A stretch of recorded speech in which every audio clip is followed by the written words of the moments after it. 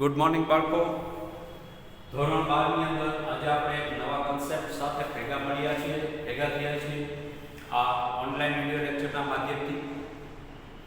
તો આજે આપણે ધોરણ 12 સાયન્સ જે આપણે તાજેતરમાં પૂર્ણ કરેલ છે, જેને અનુરૂપ આગળની કોમ્પિટિટિવ એક્ઝામો જે છે, ગુજકેટ છે, નીટ છે, જેડબલઈ છે, આ પરીક્ષાઓની તૈયારી માટે આ પરીક્ષાઓની અંદર જે આપણા સિલેબસમાં જે ચેપ્ટરો છે ધોરણ 12 સાયન્સના, એ મુદ્દાઓને અનુલક્ષીને આપણી સંસ્થાએ આ વિડિયો લેક્ચરના માધ્યમથી આપણા સિલેબસનું ફરી પાછું રિવિઝન થાય, અમુક ચેપ્ટરની અંદર જે વધારે ઇમ્પોર્ટન્ટ પ્રશ્નો પૂછી શકાય એવા છે એવા મુદ્દાઓ વિશે તમને માહિતી મળે, રિફ્રેશ થાય આપણો કોર્સ. એના માટે આ વિડિયો લેક્ચરથી વ્યવસ્થિત આયોજન કરવામાં આવેલું છે. હવે આ આયોજન પ્રમાણે આપણે દરેક વિડિયો લેક્ચરની અંદર એક એક ચેપ્ટરના મુદ્દાઓ, મતલબ કે એના જે કન્સેપ્ટ છે, એની ફોર્મ્યુલા છે, સૂત્રો છે, એના વિશે વાત કરશું.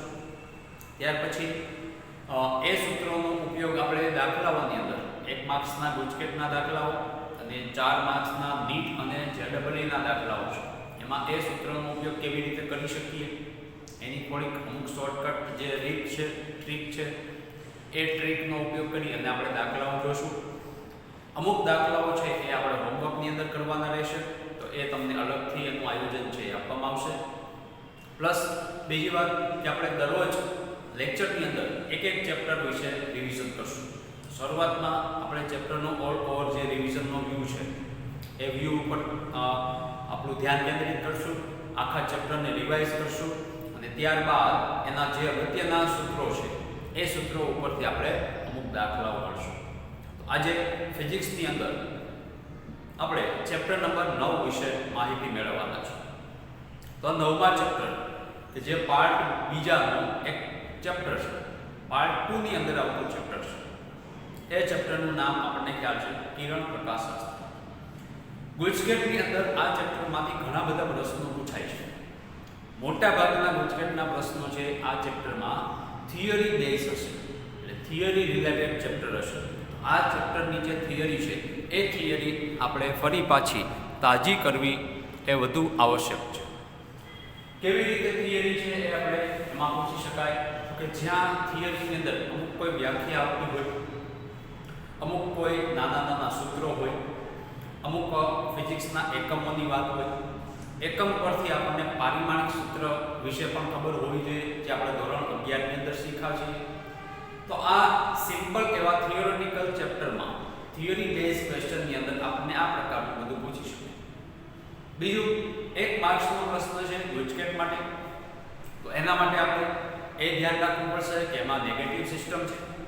0.25 માર્ક છે નેગેટિવ થશે, એક આપણો પ્રશ્ન ખોટો પડશે તો 0.25 માર્ક જે સાચા પ્રશ્નો છે એમાંથી પણ 0.25 કટ થશે, ઓછા થશે. માટે આપણે નિરાતે શ્યોર હોય એવા પ્રકારના પ્રશ્નો છે એને એટેન્ડ કરી અને એના આન્સર આપવાના રહેશે. હવે પરીક્ષામાં જતા પહેલા આપણી પાસે સિલેબસ ધોરણ 12 સાયન્સનું માત્ર ગુજકેટ માટેની વાત કરીએ છીએ.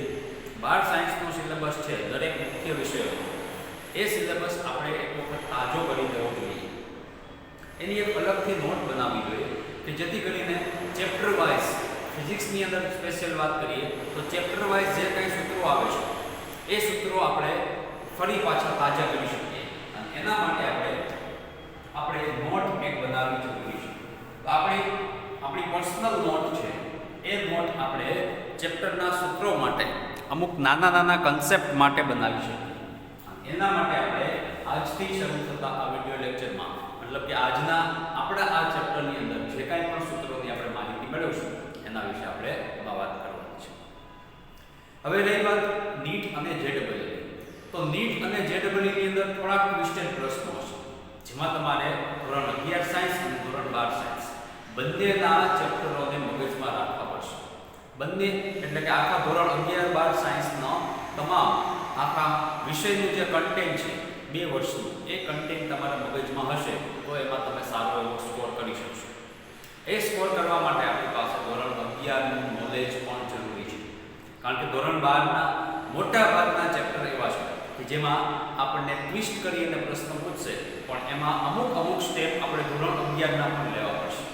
દાખલા તરીકે વચ્ચે ગણતરીની અંદર આપણે કોઈ ગતિ વિશેના ચેપ્ટરની વાત છે, કોઈ પદાર્થની ગતિ વિશેનો પ્રશ્ન છે, તો તમારે ચેપ્ટર નંબર 3, 4, 5 જે ધોરણ 11ના ચેપ્ટર હતા, રેખીય ગતિ, સમતલમાં ગતિ અને ગતિના નિયમો, આવા ચેપ્ટરમાં જે કાંઈ પણ સૂત્રો આવે છે તેનો આપણે જે તે દાખલામાં ઉપયોગ કરવાનો થતો પણ હોય. એવા કેસમાં આપણે શું કરવું પડે, તો એ ચેપ્ટરમાં એ દાખલાની અંદર તમારી પાસે ધોરણ 11 સાયન્સના એ ચેપ્ટરના સૂત્રો હોવા જોઈએ. એ સૂત્રો વિશે આપણી પાસે માહિતી હોવી જોઈએ. એના માટે નીટ અને જેડબલઈ માટે આપણે ધોરણ 11 અને 12 બંને માટે આપણે સમગ્ર કોર્સનું રિવિઝન કરવું પડે. એ રિવિઝન પરથી પછી આપણે થોડી પ્રેક્ટિસ કરવી પડશે. ભાઈ કયા પ્રકારના છે એ નીટ અને જેડબલઈ ની અંદર પ્રશ્નો પૂછી શકાય. ખાસ કરીને ચેપ્ટર હશે તો એ ચેપ્ટરની અંદર સિલેક્ટેડ અમુક મુદ્દાઓ વિશે વધારે ભાર આપેલો હશે. તમે કદાચ જૂના પેપર જોશો નીટ જીના, તો એના ઉપરથી તમને આઈડિયા આવશે કે ભાઈ ફિઝિક્સ છે તો એની અંદર આ 9મું ચેપ્ટર આપણને આપેલું છે 12મા ધોરણનું. તો 9મા ચેપ્ટરની અંદર કયા કન્સેપ્ટના સૂત્રો આપણને પૂછ્યા હશે, એ કન્સેપ્ટ આપણી પાસે તૈયાર હોવો જોઈએ. એ કન્સેપ્ટ ક્લિયર મગજમાં હોય, એમના સૂત્રો તૈયાર હોય, ત્યાર પછી આપણે એ દાખલા છે, એ સમ છે, એ જે પ્રશ્નો છે તે પ્રશ્નોનું આપણે સોલ્યુશન લાવી શકીએ. પણ એના માટે વચ્ચે એક પોઈન્ટ એ પણ છે કે આપણે તૈયારી કરેલી હોવી જોઈએ, આપણી પાસે પ્રેક્ટિસ થયેલી હોવી જોઈએ કે અમુક ટ્વિસ્ટેડ પ્રશ્નો છે એ ટ્વિસ્ટેડ પ્રશ્નોને આપણે કેવી રીતે સોલ્વ કરી શકીએ. તો એના વિશે માહિતી મેળવવા માટે આપણે આજે ઉપસ્થિત થયા છીએ, તમારી સમક્ષ આ વિડીયોને રજૂ કરીએ છીએ. તો ચેપ્ટર નંબર 9 જેના બેઝિક સૂત્રો શરૂઆત કરશું. એ સૂત્રો આપણે ફરી પાછા તાજા કરીએ અને એ સૂત્રો પરથી આપણે જે દાખલાઓ છે, ખાસ કરીને ગુજકેટના એક માર્ક્સના જે પ્રશ્નો છે એ પ્રશ્નોની અંદર આ બધા સૂત્રો ઘણા બધા ઇમ્પોર્ટન્ટ છે. એમાં અમુક સૂત્રો છે એ તમારા સિલેબસમાં નહીં હોય એવા તમને લાગશે, પણ એ સૂત્રો આપણે નીટ બેઝના સૂત્રો લીધા છે. તો એ સૂત્રો જે લોકો નીટની તૈયારી કરે છે, પ્રેક્ટિસ કરે છે, એ લોકોએ એ સૂત્રો છે એનું પણ ફરી પાછું રિવિઝન કરવું પડશે. એ સૂત્રોને પણ મગજમાં રાખવા પડશે. તો બને ત્યાં સુધી એક અલગ નોટ બનાવવી, દરેક ચેપ્ટરના સૂત્રો છે એની નોટ બનાવતા જાઓ, જેથી કરીને તમને પ્રેક્ટિસ પણ થશે સૂત્રની, એ સૂત્ર યાદ રહેશે અને એના પરથી એક બીજી નોટની અંદર આપણે દાખલા જે પ્રેક્ટિસ માટે કરાવશું એ અલગ નોટ બનાવવાની રહેશે. તો બે બુક આપણી પાસે એક વિષયની તૈયાર થશે. દાખલા આધારિત જે કાંઈ પણ વિષયો છે એની અંદર ફિઝિક્સ, કેમેસ્ટ્રી, બાયોલોજી, એમાં ફિઝિક્સની હું વાત કરું તો એક સૂત્રની નોટ બનશે અને એક છે દાખલાઓની નોટ બનશે, ગુજકેટ માટે, એક નીટ માટે. તો જે લોકો જે પણ પરીક્ષાની તૈયારી કરતા હોય, જેમાં એને આગળ વધવું હોય એવા પ્રકારની આપણે છે એ નોટ બનાવતા જશું. આપણી એક પર્સનલ નોટ રહેશે અને આપણને પ્રેક્ટિસ માટે એ મદદ કરશે. તો ચેપ્ટરની શરૂઆત કરતાં પહેલાં, હવે એ ચેપ્ટરના દાખલાની ગણતરી કરતાં પહેલાં, દાખલાના સોલ્યુશન કરતાં પહેલાં તમારી પાસે એ ચેપ્ટરના સૂત્રો હોવા જોઈએ. ખાસ કરીને નીટ, જી અને ગુજકેટની અંદર આપણે આ પ્રકારનું કામ કરવાનું છે. આપણી પાસે સમય ઓછો છે તો કામ અહીંયાથી જે કાંઈ પણ કરાવવામાં આવે એ તો કરવાનું જ છે, એ તૈયારી કરવાની છે. પણ સાથે વધારાના સમયની અંદર તમારે રેફરન્સ બુકોની અંદર જે કાંઈ પણ વધારાના નીટ, જી અને ગુજકેટના જે અત્યાર સુધીના વર્ષોના પ્રશ્નો પૂછેલા છે એ પ્રશ્નો પણ આપણે જોવાના છે, એમાં પણ ટ્રાય કરવાની છે. એનું સોલ્યુશન કેવી રીતે આવે છે એ આપણે ઘરે બેસી હોમવર્કની અંદર વધારાના હોમવર્ક તરીકે આપણે એની પ્રેક્ટિસ કરશું. તો આ વાત આપણે અહીંયા બેઝિક વાત કરીએ કે કેવી રીતે કામ કરવાનું છે. હવે આપણે ચેપ્ટરની અંદર જોઈએ તો સૂત્રો છે. એમાં સૌપ્રથમ ચેપ્ટર નંબર 9 ઓપ્ટિક્સનું સૂત્ર ચેપ્ટર છે. એ ચેપ્ટરની અંદર આપણે એવા પ્રકારના સૂત્રો વિશે માહિતી મેળવશું જેમાં લેન્સ અને અરીસા વિશેની વાત આવશે.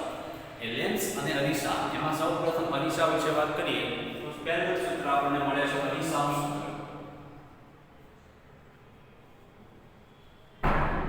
અરીસાનું સૂત્ર આપણને ખ્યાલ છે 1/f બરાબર 1/v પ્લસ 1/v. ત્યાર પછી અરીસાની મોટવણી આવશે જેને આપણે m વડે દર્શાવીએ છીએ, જેની વ્યાખ્યા થાય છે h/h. એના બરાબર સૂત્ર ઉપરથી મળે છે -v/u. તો m બરાબર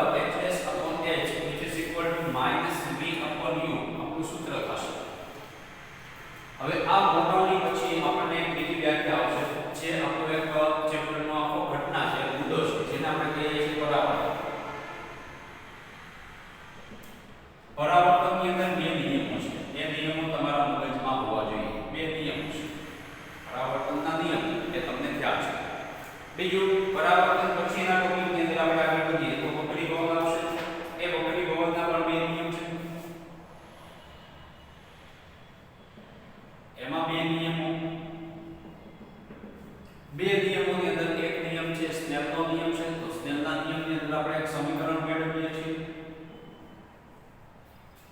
શું સ્નેહલના નિયમનું સમીકરણ છે? તો n1 sin i બરાબર n2 sin r. આપાત કોણ અને પરાવર્તન કોણ માટેનું સમીકરણ છે એ આપણે સ્નેહલનો નિયમ તરીકે દર્શાવીએ છીએ. ત્યાર પછી બીજો કન્સેપ્ટ આપેલો છે આભાસી ઊંચાઈ અને ઊંડાઈ માટે. આભાસી ઊંચાઈ અથવા ઊંડાઈ નો રિલેશન સાચી ઊંચાઈ અને ઊંડાઈ માટે. એનું એક સમીકરણ આપણે લીધેલું હતું hi/ho બરાબર n. હવે જે માધ્યમમાં અવલોકનકાર હોય એ માધ્યમનો વક્રી ગુણાંક આપણે અંશમાં લખીએ છીએ અને જે માધ્યમમાં વસ્તુ હશે એનો વક્રી ગુણાંક છેદમાં લખીએ છીએ. એ સમીકરણ આપણને ખ્યાલ છે. ત્યાર પછીના કન્સેપ્ટની અંદર આપણે લઈએ તો પૂર્ણ આંતરિક પરાવર્તન નામનો ટોપિક આવે છે. પૂર્ણ આંતરિક પરાવર્તન એ આખો એક ઘટના છે જે તમે વ્યવસ્થિત શીખી ગયા છો. એના માટે એક સમીકરણ આપણે લીધેલું છે 1/n બરાબર sin i અથવા sin ic બરાબર 1/n. ક્રાંતિ કોણ ic નું મૂલ્ય તમે વક્રી ગુણાંક ઉપરથી મેળવી શકો. ત્યાર પછી એક પૂર્ણાંતરિક પરાવર્તનના ઉપયોગો આવશે. 4 ઉપયોગો છે. એ ચારે ચાર ઉપયોગો આપણને થિયોરેટિકલ બેઝ અનુસાર મગજમાં હોવા જોઈએ. બીજી વાત કરીએ તો ગોળીય સપાટી પાસે થતા વક્રી ગુણાંકનું સમીકરણ છે. ગોળીય સપાટી પાસે થતું વક્રી ગુણાંક.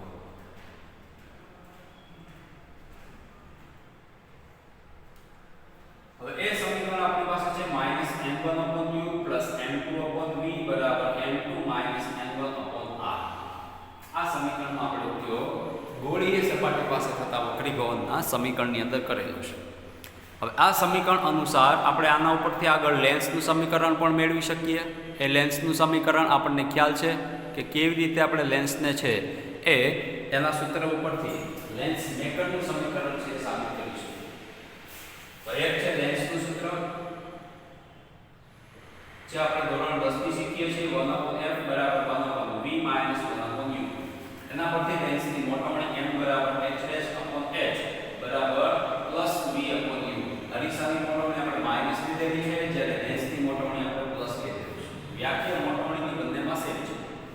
બીજું લેન્સ મેકરનું એક સમીકરણ આવશે. લેન્સ મેકરનું સમીકરણ આપણી પાસે છે 1/f બરાબર n2 n1/n1 કૌંસમાં 1/r1 1/r2.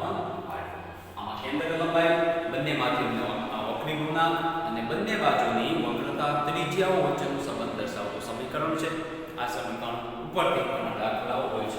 1/f કેન્દ્ર લંબાઈ આપણે ફાઇન્ડ આઉટ કરવાનું પૂછે તો આપણે એનો ઉપયોગ કરીશું. ત્યાર પછીના કેસમાં આપણી પાસે આવે છે લેન્સનો પાવર છે. લેન્સના સંયોજનોની વાત છે. તો લેન્સના પાવરનું સૂત્ર P બરાબર 1/f થાય એના બરાબર આપણે tan ડેલ્ટા લઈએ છીએ. P છે એને tan ડેલ્ટા પરથી આપણે મેળવીએ. બે લેન્સ જ્યારે એકબીજાના સંપર્કમાં હોય તો સંપર્ક માટે સમતુલ્ય અથવા અસરકારક સમતુલ્ય કેન્દ્ર લંબાઈનું સૂત્ર 1/f બરાબર જનરલ ફોર્મ આપણે લખીએ તો 1/f1 1/f2 1/f. આ સમીકરણ ઉપરથી આપણે સમતુલ્ય પાવર મેળવી શકીએ. સમતુલ્ય પાવરનું સૂત્ર P બરાબર P1 Pn સુધીનું છે. અને ત્યાર પછી જે સમતુલ્ય મોટવણી આપણને પૂછેલી હોય તો મોટવણીમાં આપણે ડાયરેક્ટ એનો ગુણાકાર કરીએ છીએ. ગમે તેટલા પદ હોય એનો સીધો ગુણાકાર થશે. આ રીતે આપણે સમતુલ્ય કેન્દ્ર લંબાઈ, પાવર અને મોટવણી છે એ મેળવી શકીએ. ક્યારે? તો કે બે કે બેથી વધુ લેન્સ જ્યારે એકબીજાના સંપર્કમાં હોય ત્યારે આપણને આ પ્રકારના સમીકરણ સૂત્રો છે મળશે. બીજો એક પૂછે કે જો લેન્સ, હવે આ મુદ્દો છે એ એક મુદ્દો નીટ બેઝ આધારિત છે. એક ગુજકેટ પામી નથી કે જો બે લેન્સ વચ્ચેનું અંતર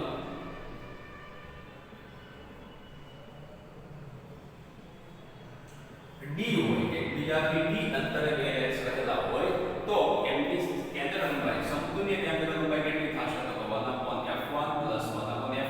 અહીંયા સુધી સેમ. પણ બે લેન્સ એકબીજાથી d જેટલા અંતરે છે. એવા કેસમાં એ માઈનસ બાદ થશે કારણ d/f1f. આ એક નવું સૂત્ર છે આપણા માટે, આપણે અલગથી યાદ રાખવાનું છે.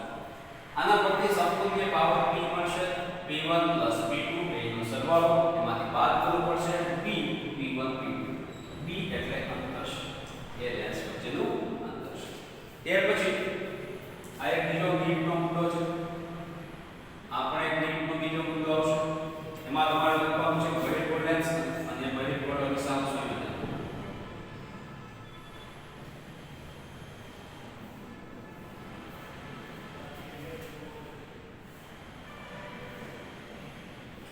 જો લેન્સ બહિર્ગોળ આપેલો હોય અને અરીસો પણ બહિર્ગોળ આપેલો હોય તો એ બે પ્રકારના સંયોજનનું આપણે સમીકરણ છે એ મેળવી શકીએ.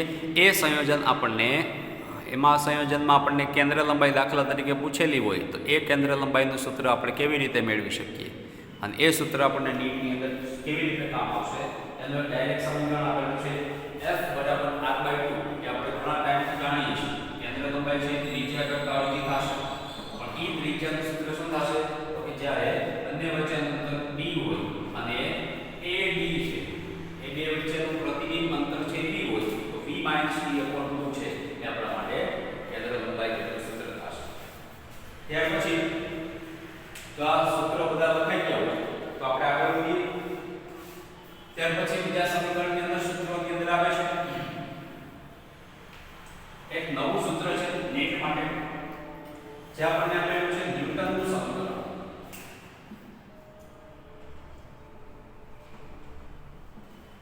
આ સમીકરણની અંદરથી આપણને x1 x2 બરાબર f1 f2 એ કેન્દ્ર લંબાઈ બે લેન્સની આપેલી હોય, બે બાજુ વધારાના અંતર આપેલા હોય તો x1 x2 બરાબર f1 f2 આપણે ફાઇન્ડ આઉટ કરી શકીએ. આનું બીજું ફોર્મ x1 f1 બરાબર f2 x2. આ સ્વરૂપ છે આપણે લખી શકીએ. એના પરથી જો એક કેસ આપેલો હોય f1 અને f2 બેના મૂલ્ય સમાન f જેટલા તો આપણને આ ફોર્મ કેવું મળશે f * f x2 બરાબર x1 x2. therefore f બરાબર √x1 x2 થશે. કેન્દ્ર લંબાઈ માટેનું સમીકરણ છે ન્યૂટનનું સમીકરણ તરીકે ઓળખાય છે. જ્યાં x1 છે એને આપણે એક્સ્ટ્રા ફોકલ વસ્તુ અંતર કહીએ છીએ અને x2 ને કહેવાય એક્સ્ટ્રા ફોકલ પ્રતિબિંબ અંતર. આ પણ એક નીટ આધારિત એક નવું સૂત્ર છે જે આપણા સિલેબસમાં હોતું નથી. ત્યાર પછી એક બીજું કન્સેપ્ટ આવે છે જેને આપણે ઓળખીએ છીએ પ્રિઝમ સમીકરણ. બહુ એડવાન્સ સમીકરણ છે. I + E બરાબર A + ડેલ્ટા. I અને E એ બે ખૂણાઓનો સરવાળો કરો તો તમને સામે બીજા બે ખૂણાઓનો સરવાળો મળે છે. અહીંયા આગળ n પ્રિઝમના દ્રવ્યનો વક્રી ભગ્નાંક શોધવાનું સમીકરણ આપણી પાસે છે sin A + dm/2 divided by sin A/2. જ્યાં dm છે એ લઘુત્તમ વિચલન કોણ છે અને લઘુત્તમ વિચલન કોણ માટેની શરત d ડેલ્ટા છે dm ક્યારે થાય તો કે જ્યારે I બરાબર d થાય. d મેક્સિમમ ક્યારે થાય, મહત્તમ વિચલન ક્યારે થાય તો કે જ્યારે I છે 90 ડિગ્રી થાય. આ એની કન્ડિશન છે. એ કન્ડિશન આપણે યાદ રાખવાની છે લઘુત્તમ અને મહત્તમ વિચલન માટે. તો આ સમીકરણો આપણે સિલેબસની અંદર જોયેલા છે. ત્યાર પછીના કેસમાં આ લખાઈ ગયું હોય આપણે એમાં આગળ વધીએ.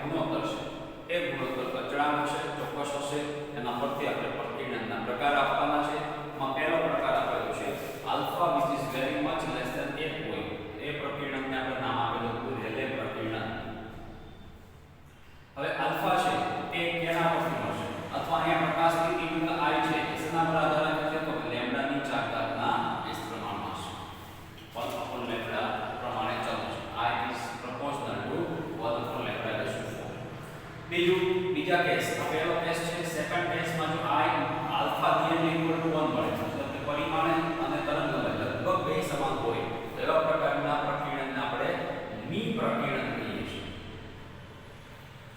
જે પ્રકાશની તરંગ લંબાઈ હશે એટલી જ સાઈઝ કોની હશે કણની જે કણ પર પ્રકાશ આપાત થાય છે એ કણની સાઈઝ તરંગ લંબાઈ જેટલી હોય તો એને આપણે મી પ્રકીર્ણન કહીએ છીએ વાદળો સફેદ હોવા પાછળનું કારણ છે મી પ્રકીર્ણન છે એ મી પ્રકીર્ણનની અંદર આપણે આલ્ફા નિયમ ઇક્વલ ટુ 1 લઈએ છીએ ત્યાર પછી આલ્ફા છે એનું મૂલ્ય જો મોટું હોય 1 થી alpha which is very much greater than 1 હોય તો એને આપણે ભૌમિતિક પ્રકીર્ણન કહીએ છીએ જે પ્રકીર્ણન તમારા સિલેબસની બહાર છે આ એક વધારાનો ક્વેશ્ચન થશે અને એને આપણે રામન પ્રકીર્ણન પણ કહીએ છીએ રામન પ્રકીર્ણન અથવા ભૌમિતિક પ્રકીર્ણન જેમાં આલ્ફાનું મૂલ્ય 1 થી મોટું હશે તો આલ્ફાનું મૂલ્ય 1 થી મોટું ક્યારે મળે તો કે તરંગ લંબાઈ ઓછી હોય અને પરિમાણ વધારે હોય તો જે કણ છે એ મોટી સાઈઝનો હોય અને એના પર જે પ્રકાશ આપાત થાય છે એની લેમ્બડા ઓછી હશે જે ઓછો હોય એટલે આલ્ફા વધી જશે 1 થી મોટો મળશે તો ત્રણ પ્રકારના કેસ છે ત્રણ પ્રકારના પ્રકીર્ણન છે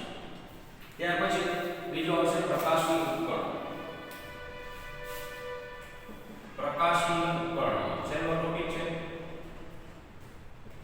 એ પ્રકાશી ઉપકરણોની અંદર આપણે સાદું માઇક્રોસ્કોપ જોયું હતું પહેલું સાદું માઇક્રોસ્કોપ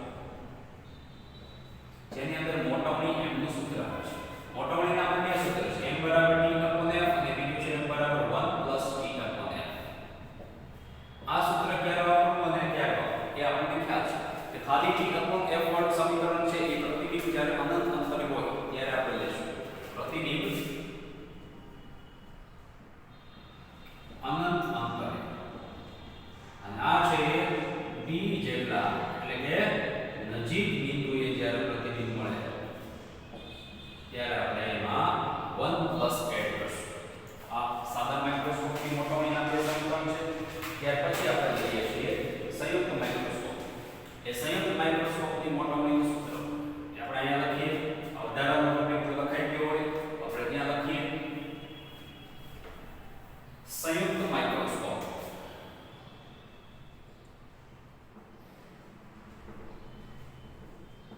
સંયુક્ત માઇક્રોસ્કોપ માટે મોટવણી m = LT/FOFD જે L એટલે કે લંબાઈ કરતા બે લેન્સ વચ્ચેનો અંતર d છે એ પ્રતિબિંબ અંતર છે FO ઓબ્જેક્ટિવ લેન્સની કેન્દ્ર લંબાઈ અને FE છે આઈપીસ એટલે કે નેત્ર કાચની કેન્દ્ર લંબાઈ આ એની મોટવણીનું સૂત્ર છે ત્યાર પછીનું આપણું એસ્ટ્રોનોમિકલ ટેલિસ્કોપ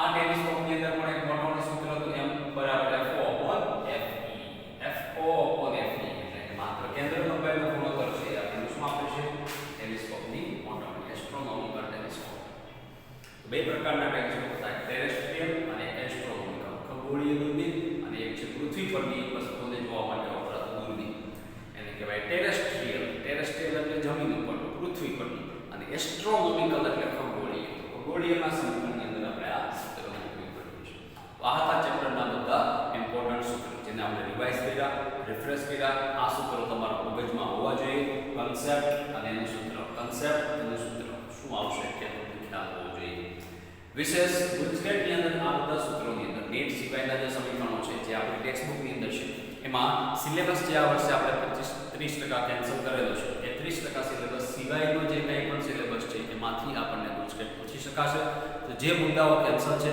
એ તમારે જોવાની જરૂર નથી તો એવા પ્રકારના એક્ઝામ્પલ આપણે જોશું નહીં અથવા એના ઉપર આપણે ટાઈમ વેસ્ટ નહીં કરીએ જે સિલેબસમાં આપણા ટોપિક છે એને રિલેટેડ આપણે ગુજકેટ માટે 1 માર્ક્સના MCQની તૈયારી કરીશું આખું ચેપ્ટર તમારે એમાં વાંચવું પડશે કારણ કે એમાં થિયરી બેઝ પણ MCQ ઘણી વખત પૂછાય છે તો થિયરી આપણે વાંચશું સમીકરણો યાદ રાખશું સમીકરણો પરથી એના દાખલાની પ્રેક્ટિસ કરશું તો આપણને તૈયારી થઈ શકશે તો હવે જોઈએ આના પછી આ મુદ્દાઓ રિલેટેડ થોડાક દાખલાઓ ધારો કે પ્રશ્ન એવો આપણને પૂછેલો છે અંતર્ગોળ અરીસા સામે 40 સેન્ટીમીટર અંતરે વસ્તુ મૂકવામાં આવે છે પહેલા પ્રશ્નની અંદર પહેલો પ્રશ્ન છે એમાં આપણને કન્ટેન્ટ શું આપેલું છે કે u = 40 સેન્ટીમીટર વસ્તુ અંતર આપણને 40 સેન્ટીમીટર આપેલું છે અંતર્ગોળ અરીસો છે તો અરીસાનો પ્રકાર આપણને અંતર્ગોળ આપેલો છે બીજું વસ્તુ એ આપેલી છે અરીસાની કેન્દ્ર લંબાઈ જો 20 સેન્ટીમીટર હોય f બરાબર 20 સેન્ટીમીટર હોય તો પ્રતિબિંબ કેવું મળશે? તો પ્રતિબિંબ v છે એ કેવું મળશે એ આપણને પૂછાયું છે. હવે ઓપ્શન આપણને આપેલા છે વાસ્તવિક, ઉલટું અને નાનું હશે. બીજો ઓપ્શન છે વાસ્તવિક, ઉલટું અને વસ્તુ જેવડું જ હશે. ત્રીજો ઓપ્શન છે વાસ્તવિક અને જતું હશે. કે ચોથો ઓપ્શન છે આભાસી અને ઉલટું હશે. ચાર ઓપ્શન આપણી પાસે છે. હવે આપણે પહેલા પ્રકાર જોવાનો છે કે અરીસો કયા પ્રકારનો છે, વસ્તુ કેટલા અંતરે છે, એની કેન્દ્ર લંબાઈ શું છે, પ્રતિબિંબ કેવું મળશે. માત્ર અહીંયાનો પ્રકાર નક્કી કરવાનો છે, અંતર આપણે ગોતવાનું નથી. તો f બરાબર 20 સેન્ટીમીટર હોય તો r બરાબર 2f થાય, મતલબ કે 40 સેન્ટીમીટર થાય. તો આનો મતલબ એ કે 40 સેન્ટીમીટર એની ત્રિજ્યા છે અને એટલા જ અંતરે આપણને વસ્તુ આપેલી છે. તો અંતર્ગોળ અરીસાની સામે r કેપિટલ R પાસે જો વસ્તુ મૂકવામાં આવે તો એનું પ્રતિબિંબ ત્યાં જ મળે અને એવડું જ મળશે.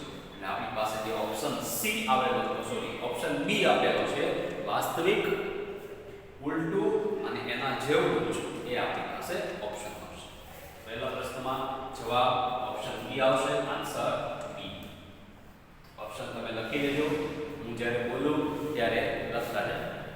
બીજો પ્રશ્ન આપણને કેવો આપેલો છે, પ્રશ્ન નંબર 2 કે એક f કેન્દ્ર લંબાઈ વાળા બહિર્ગોળ અરીસાના કેન્દ્ર બહિર્ગોળ અરીસો છે જેની કેન્દ્ર લંબાઈ f છે, એના ધ્રુવથી f અંતરે અરીસાની સામે u બરાબર f અંતરે અરીસાની સામે વાસ્તવિક વસ્તુ મૂકતા તેનું પ્રતિબિંબ બહિર્ગોળ અરીસાના ધ્રુવથી ખાલી જગ્યા અંતરે મળશે. મતલબ કે આપણને v બરાબર કેટલું પૂછે છે, u આપણને આપેલું છે, ભાઈ કેન્દ્ર લંબાઈ જેટલા અંતરે આપણે વસ્તુને મૂકવાની છે તો પ્રતિબિંબ ક્યાં મળશે? બહિર્ગોળ અરીસો આપેલો છે. હવે આ અંતર્ગોળ હતો, બીજો બહિર્ગોળ છે. તો એવા કેસમાં આપણને ઓપ્શન આપેલા છે 2f અંતરે, f/2 અંતરે, 4f અંતરે અથવા f/4 અંતરે. f ના છેદમાં 4, f ના છેદમાં 2, 4f, 4f અથવા 2f. ક્યાં આવશે એનો ઓપ્શન? તો આપણી પાસે અરીસો છે, અરીસા માટે v ફાઇન્ડ આઉટ કરવાનું કીધું છે, કેન્દ્ર લંબાઈ f છે, u આપેલું છે. તો આપણે સિમ્પલ અરીસાના સૂત્રનો ઉપયોગ કરી શકીએ 1/u + 1/v. હવે એના માટે u છે એ નેગેટિવ થશે, બહિર્ગોળ અરીસો છે, પણ કેન્દ્ર લંબાઈ પ્લસ થશે. સંજ્ઞા પ્રણાલીનો તમે ઉપયોગ કરો તો અહીંયા u ની જગ્યાએ આપણે -f મૂકશું, v ફાઇન્ડ આઉટ કરશું, f ની જગ્યાએ f રાખશું. અહીંયા મને 1/v બરાબર મળશે 1/f. અહીંયા પણ મૂકશું -f. એટલે બીજી બાજુ હતું એ આ બાજુ આવશે એટલે પ્લસ થશે 1/f, મતલબ કે 2/f. એ 1/v બરાબર થાય તો v બરાબર મળે f/2. એ આપણો ઓપ્શન નંબર B થશે, આન્સર B એ આપણે આમાં મેળવી શકીશું. ત્યાર પછી 3 નંબરનો ત્રીજો એક દાખલો છે, એ દાખલાની આપણે ચર્ચા કરીએ કે એસ્ટ્રોનોમિકલ ટેલિસ્કોપના ઓબ્જેક્ટિવ અને આઈપીસ ના લેન્સનો પાવર આપેલો છે. ઓબ્જેક્ટિવ લેન્સનો પાવર અને આઈપીસનો પાવર, એ બંને પાવર આપણને આપેલો છે. એમાં ઓબ્જેક્ટિવ લેન્સનો પાવર 0.5 ડાયોપ્ટર છે, આઈપીસનો પાવર 20 ડાયોપ્ટર હોય તો આપણને એવું પૂછેલું છે એની મોટાવણી m બરાબર કેટલી. આ સિમ્પલ એવો એક પ્રશ્ન છે, 1 માર્ક્સ ની અંદર પૂછી શકાય. તો મોટાવણી આપેલું છે આપણને ટેલિસ્કોપ. તો તમને ખ્યાલ હોવો જોઈએ કે ટેલિસ્કોપની મોટાવણીનું સમીકરણ m બરાબર શું હતું? તો me mo * m. હવે આ આપણું મોટાવણીનું સમીકરણ. પણ જો આપણે મોટાવણીના સમીકરણ પરથી એક બીજું સમીકરણ, આ તો સમતુલ્ય મોટાવણી થાય. ટેલિસ્કોપ માટે મોટાવણી f(o/f) f ને આપણે p માં કન્વર્ટ કરીએ તો f બરાબર 1/p થાય. f o ની જગ્યાએ આપણે 1/po લખી શકીએ, f e ની જગ્યાએ 1/fe લખી શકીએ. આને સિમ્પ્લિફાય કરો એટલે fe ના છેદમાં fo આવશે. m બરાબર fe/fo અને p fe નહીં પણ અહીંયા pe આવશે. pe/po. pe આપણી પાસે 20 છે છેદમાં po આપણી પાસે 0.5 છે. 20 ના છેદમાં 0.5 એટલે 0.5 એટલે હાફ થાય. 0.5 એટલે અહીંયા આપણે 20 ભાગાકારમાં 1/2 બે ને આગળ લઈ જઈએ એટલે 40 આવશે. મોટાવણીનું મૂલ્ય 40 મળશે. મતલબ કે એક ટેલિસ્કોપ વસ્તુના પ્રતિબિંબને વસ્તુ કરતાં 40 ગણી મોટી બતાવીને આપશે. ત્યાર પછી એક ચોથો દાખલો છે, એના વિશે આપણે વાત કરીએ કે બહિર્ગોળ લેન્સને જેનો વક્રી ભવનાંક લેન્સના વક્રી ભવનાંક જેટલો હોય તેવા પ્રવાહીમાં ડુબાડવામાં આવે છે. આખીની કેન્દ્ર લંબાઈ કેટલી થશે? એક લેન્સ આપેલો છે, બહિર્ગોળ લેન્સ, એને એક પ્રવાહીમાં ડુબાડવાનું છે. એ પ્રવાહીનો વક્રી ભવનાંક લેન્સના વક્રી ભવનાંક જેટલો જ છે. મતલબ કે બહિર્ગોળ લેન્સ માટે n1 અને n2 બે કેવા આપેલા સમાન. આ હિન્ટ કહેવાય, રકમની અંદર આવતી હિન્ટ. હવે કેન્દ્ર લંબાઈ શોધવાની છે તો આપણે લેન્સ મેકરનું સમીકરણ વાપરી શકીએ. ઓપ્શન આપેલા છે કે કેન્દ્ર લંબાઈ ઘટશે, શૂન્ય થશે, અનંત થશે કે વધશે. આ ચાર ઓપ્શન છે, ઘટશે, શૂન્ય, અનંત અને વધશે. ચારમાંથી આપણે ફાઇન્ડ આઉટ કરીએ. લેન્સ મેકરનું સમીકરણ 1/f બરાબર n2 - n1 n1 કૌંસમાં 1 r1 - 1/r2. એમાં n1 n2 ને સમાન મૂકી દો એટલે અહીંયા 0 થઈ જાય. 0 ગુણાકારમાં કૌંસ 0 1/f બરાબર 0 હોય તો f બરાબર 1/0 મતલબ કે અનંત. આપણો આન્સર આવશે આન્સર સી અનંત. ત્રીજો આન્સર હતો એ આવશે. નંબર 5 પાંચમો એક દાખલો જોઈએ.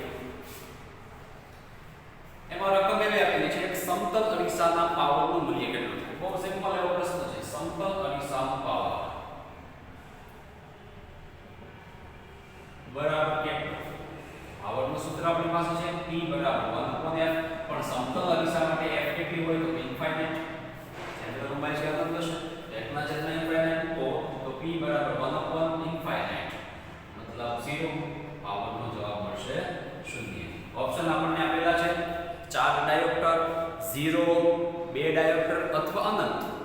આપણો આન્સર આવશે answer B, option B. Number 6 એક છઠ્ઠો એક્ઝામ્પલ છે. એક્ઝામ્પલ ની અંદર એક થિયોરેટિકલ થિયરી બેઝ ની અંદર આપેલો છે કે કિરણનો રંગ, કોઈ પ્રકાશનું કિરણ હોય એનો રંગ કયા ગુણધર્મને આભારી છે? શેના લીધે કોઈ પ્રકાશને રંગ છે? ઓપ્શન આપેલા છે લેમ્બડા એટલે કે તરંગ લંબાઈ, ઓપ્શન બી છે વેગ, ઓપ્શન સી છે કંપ વિસ્તાર, ઓપ્શન ડી છે આવૃત્તિ. તો થિયરી બેઝ પ્રશ્ન થયો કે ભાઈ આ પ્રશ્નનો જવાબ તમને ખ્યાલ હોવો જોઈએ કે કોઈ પ્રકાશને રંગ છે, કોઈ કલર છે, એ કલર કઈ રાશિ ઉપરથી છે, એની કઈ રાશિ તમે બદલાવશો તો રંગ બદલશે. એમાં આન્સર એક જ છે ઓપ્શન ડી, જેને આપણે કહીએ છીએ આવૃત્તિ. પ્રકાશનો રંગ આવૃત્તિ f પર આધારિત છે. જો આવૃત્તિ બદલાવવામાં આવે તો પ્રકાશનો રંગ બદલી જશે. ત્યાર પછી એક બીજો એક્ઝામ્પલ છે 7 નંબરનો એક્ઝામ્પલ. આપણે અહીંયા જોઈ લઈએ. એમાં એવું છે માધ્યમનો ક્રાંતિકોણ 60 ડિગ્રી છે. કોઈ એક માધ્યમ આપેલું છે એનો ક્રાંતિકોણ તમને 60 ડિગ્રી આપેલો છે. આથી આ માધ્યમનો વક્રી ભવનાંક n બરાબર કેટલો થશે? આ ઓપ્શનમાં તમને ખ્યાલ આવી જવો જોઈએ. એમાં ઓપ્શન એવા છે 1/√3 1/√3, option B √3/2, option C 2/√3 2/√3, option D ખાલી √3. અહીંયા આપણે ખ્યાલ આવવો જોઈએ કે આમાં કયા પ્રકારનું કન્ટેન્ટ છે અને શું પૂછેલું છે. આપણે કયું સૂત્ર વાપરવું? IC નું એક જ સમીકરણ છે. પૂર્ણાંતરિક પરાવર્તનની અંદર sin IC બરાબર 1/n. તો n બરાબર શું થશે? 1/sin IC. તો 1/sin IC, sin IC છે 60 ડિગ્રી. હવે sin 60 નું મૂલ્ય તમને ખબર હોવું જોઈએ. જેનું મૂલ્ય થાય 1/sin 60 એટલે √3/2. તો અટવંશમાં આવશે મતલબ 2/√3 આપણો આન્સર થશે. અને એ આન્સર હતો option C. Answer C. C answer છે આપણો રાઈટ આન્સર થશે. તો 5-7 દાખલાઓ છે એ દાખલાઓ આપણે પ્રેક્ટિસ કરીએ. અને આના સિવાયના જે દાખલાઓ છે રેફરન્સ બુકની અંદર એની પણ આપણે પ્રેક્ટિસ કરી અને ધીમે ધીમે આપણા આ સિલેબસને આગળ વધારીએ અને એના પરથી આપણે કંઈક સારો સ્કોર કરી શકીએ. તો આ રીતે આપણે ડેઈલી છે એ વર્ક કરવાનું છે અને ધીમે ધીમે આપણે પાવરફુલ થવાનું છે. આ પ્રકારના સિલેબસની અંદર ગુજકેટ, નીટ, જીની અંદર કયા પ્રકારના અને કેવા ટ્વિસ્ટેડ પ્રશ્નો પૂછી શકાય અને કેવી રીતે આપણે એને સોલ્વ કરી શકીએ એના માટે આ થોડાક હિન્ટ સ્વરૂપે દાખલાઓ આપણને આપેલા છે. વધારાના સમયમાં તમારે થોડાક વધારે પ્રેક્ટિસ માટે દાખલા કરવાના છે.